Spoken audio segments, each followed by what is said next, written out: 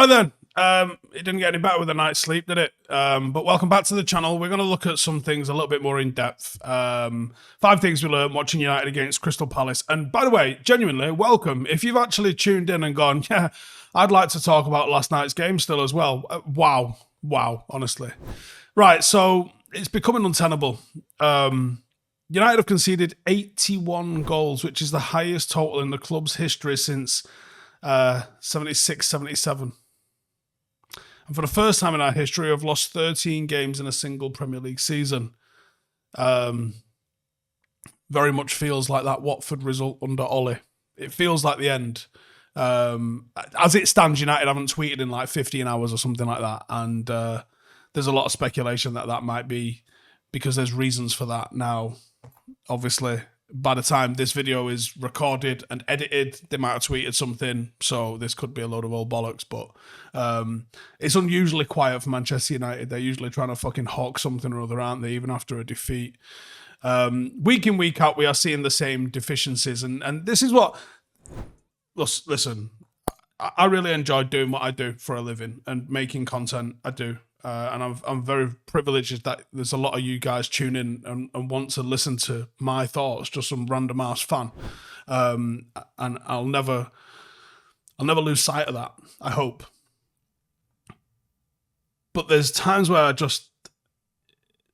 I've had hard jobs. Obviously, the military is a very rewarding job, but at times it's about as hard as a job can be. I mean, you bury your friends and stuff. So without being melodramatic, this job really isn't hard compared to other jobs I've had. Even scaffolding. Scaffolding is fucking brutal, right? Compared to this. Oh, you don't want to talk about football? Oh, that's how I feel inside thinking about this. But it becomes a real drain because I don't like saying the same things. I couldn't sit on a stream for hours and hours and hours and just waffle the same old shit. I'd be bored of myself. You know, I make a lot of content every week. And I believe I make too much content as it is. I'd like to reduce how much content I make rather than increase how much content I make because I don't fucking want to listen to myself speak that much. But you know, it'd be nice to actually have some different input from the club. And I'm not talking about like any sort of direct conversation with them. I'm just saying like, give me Harry Amas to analyse.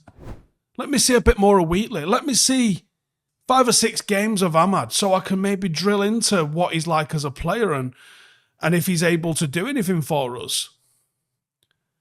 It's the same players putting in the same performances, the same team deficiencies.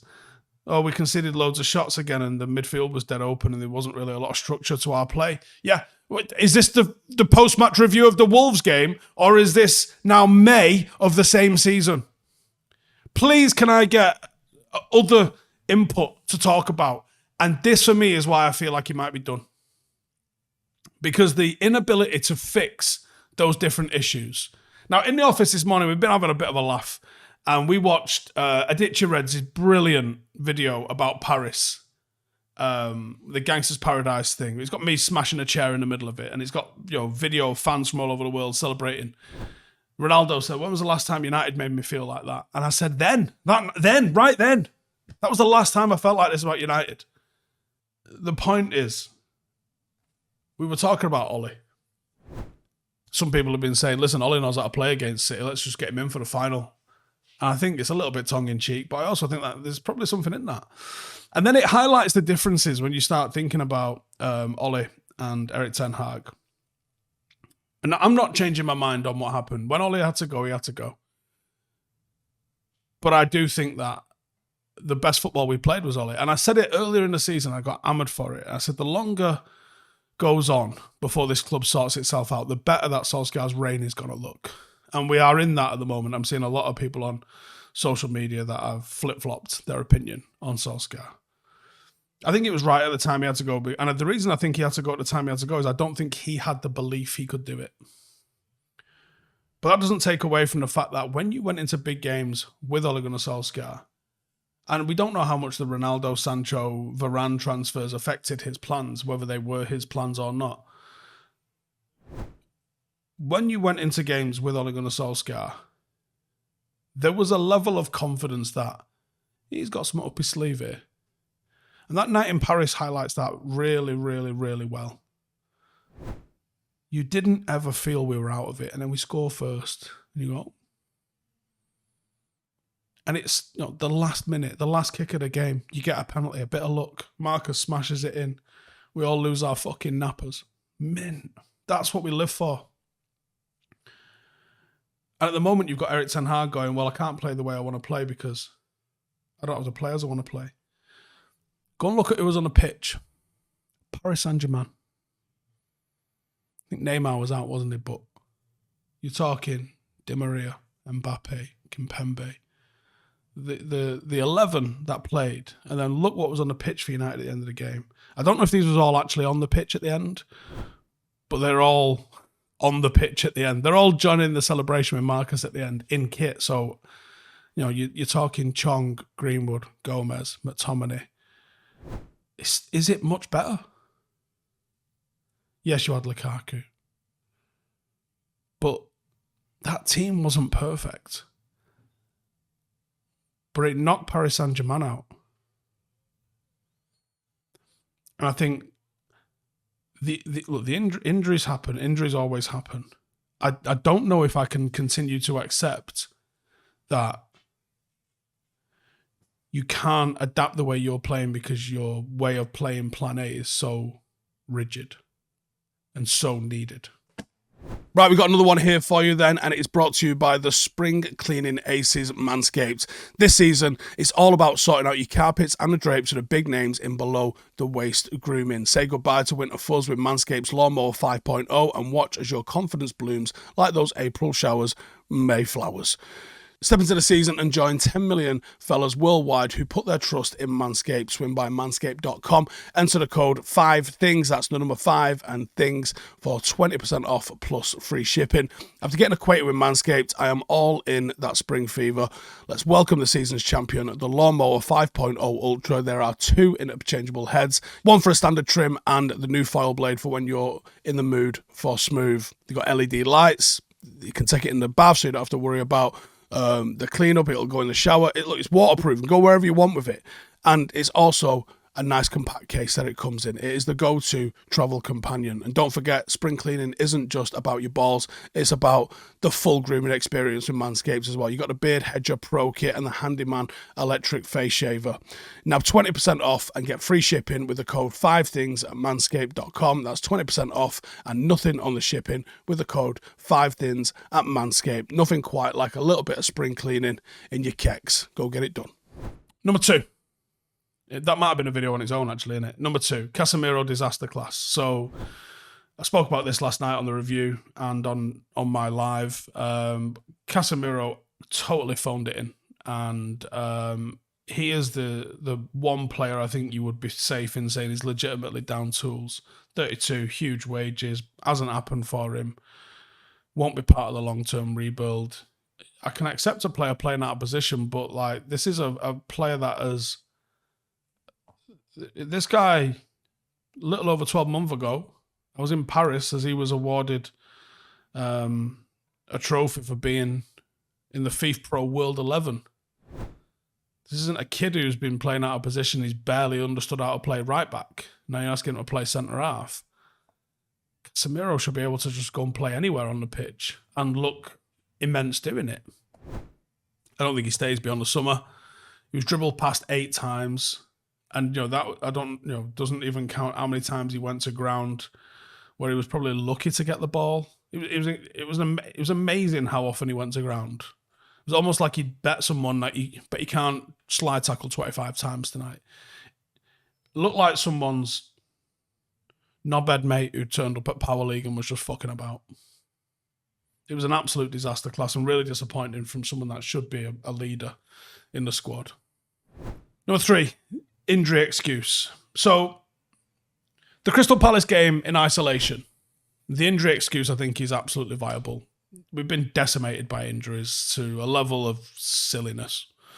And the performance last night was that bad.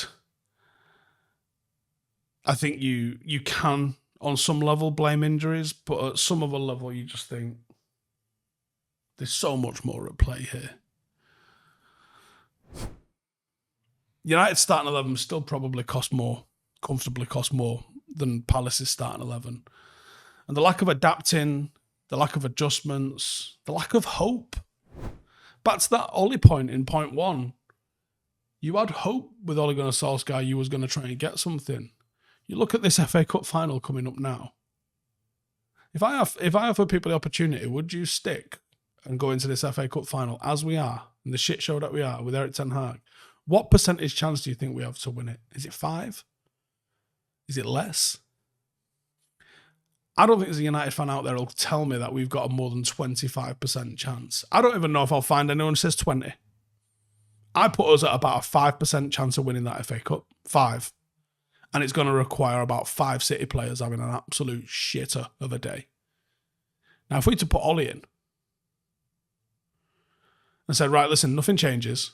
Solskjaer's going to be in charge. Knowing his record against City, knowing his ability to lighten the mood and get everybody on side, it goes up from 5, doesn't it?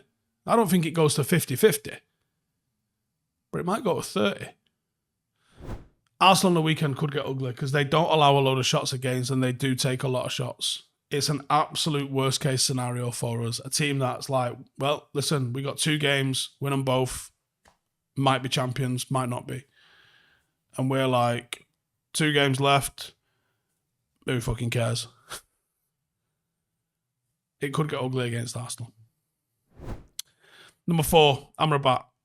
He got stuck in. I don't know why. He played with urgency. I don't know why he's just not been seen. Probably our best player on the night, which is a low bar, but it also says a lot. He should have played over Eriksen. He just should have done. And you can even make the case when he came on, could we have moved Casemiro into midfield and put him in the back line? Mainu was just being left on his own to run ragged.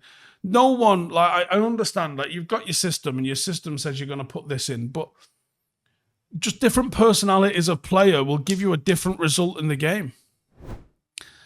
I'm really unhappy that it's not worked out with Amrabat because I think he's a real good player. We just haven't seen it anywhere near enough. And finally, we're going nowhere fast. Nothing about the last 10 years points to any linear improvement. I know there's going to be a new inflection point with Ineos taking over the football operations, but you know, Wilcox is the only one through the door at the moment in any official capacity. And, you know, how much he's been able to get done. He might still be reading reports. He might still be going around meeting people. He might still be doing his fucking induction paperwork.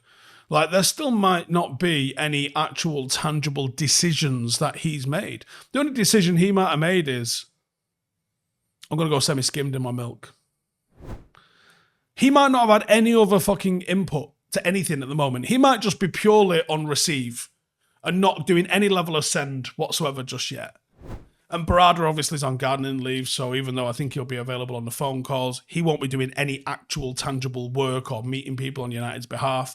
And then you've got Dan Ashworth, who is obviously trying to extricate himself from what's going on at Newcastle. I'm sure they're on Zoom calls regularly, figuring out what they're going to do. But they can't start the work just yet. So even though there'll be a note in the history books, Ineos took over this date, the lag for how long it's going to be before those guys get to work and then start to see they're not going in on Monday and by Friday there's results for us to witness. Things take far longer than that. We are well and truly in an era of United being a spent force. And I remember the night I did a live with MUFC Latest, my early forays into doing content. It was a good 10 years ago, probably over 10 years ago. And we were discussing Moyes, and I was still in I haven't really changed, to be honest. I'm still in the let's be patient with it because I think things take time. And I said, look, as a United fan, we've had this unparalleled success now for 20 plus years. It might suck going forward. It might take a while to get this right. This is an immediate aftermath of Moyes going. And I said something which, holy shit, if I'd have known. I said it might suck going forward, and it might suck for as long as 5 years. It was 10 years ago. So it might suck. And even though Ineos have changed it, if they get it right, it might suck for another 5 years. I can't see United being Premier League champions outside of a fluke inside 5 years. And I might be too optimistic and it might be more like 10. Thanks for tuning in. Go check out the IRL channel. There's a new video about to drop. See you in the next one. Hey, thank you for watching the video. If you are new around these parts, then don't forget to subscribe. My channel is proudly supported by my community on Patreon. If you'd like to get a little bit of extra content, a Discord group, meetups, five-a-side games, weekly podcasts, behind the scenes, and even an occasional bit of transfer news as and when I get it, then for the price of a pint, you can show your appreciation for the content that we make and get some goodies for doing so as well. Check the link in the description or click the button right here. You'll also find all of my socials here too if you want to follow me on any of those platforms. Nice one.